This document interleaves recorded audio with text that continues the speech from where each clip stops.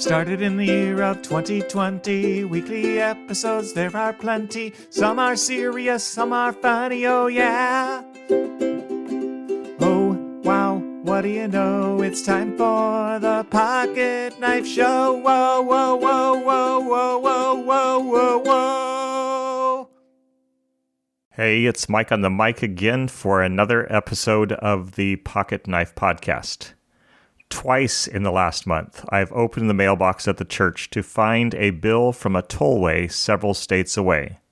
The first time, I looked at the addressee's name, saw it wasn't anyone in our church, at least not currently, and scribbled, "Return to sender, no such person at this church address." I figured that would be the end of it.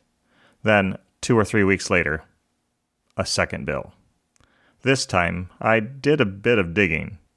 I contacted a friend with the same last name and found out that the toll evader was his uncle, who was pastor at this church in the late 60s, early 70s. He assured me that the man in question was not going to pay. He died in 2013. I thought the good folks sending the bill should know this fact, so I Googled their phone number and talked with a very kind and patient customer service rep. She took the info I gave her, the deceased man's name and supposed address, and then put me on hold. Every minute or two, she'd check back in to let me know she was still working on the issue. Finally, she came back on and asked me to once again return the envelope to sender. I asked her what to write on the envelope. Her reply? Return to sender. Person deceased. Here's a truth you probably haven't thought about, but you'll know it's true. Dead men don't pay bills. Maybe their descendants do in some cases, but they don't. In fact, they can't. Dead men can't pay bills or do anything at all. You know I'm right. In Romans 6:11, Paul urges believers to count yourselves dead to sin but alive to God in Christ Jesus. In the following verses 12 to 14, he says, "Do not let sin reign in your mortal bodies so that you obey its evil desires. Do not offer any part of yourself to sin as an instrument of wickedness, but rather offer yourselves to God as those who have been brought from death to life. And offer every part of yourself to him as an instrument of righteousness. For sin shall no longer be your master, because you are not under the law, but under grace." Do you get what Paul is saying?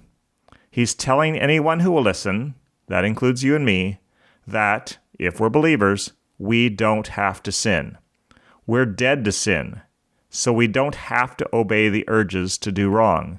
We can, in fact, because we're dead to sin, use our bodies, our lives, for doing righteous things, for doing good deeds. Sin is no longer our master because no dead person can be a slave to anything or anyone. Only living slaves can do their master's bidding. Thank God, I am no longer bound to sin. I am instead under Jesus' rule. He is my master, and he leads me to do what is right and good and helpful. Are you dead to sin? You are if you've put your faith in Jesus. So live in the freedom which comes from being dead to sin and alive to Christ. Oh no, it's sad I know we've come to the end of the show. Whoa, whoa, whoa, whoa. See you next time.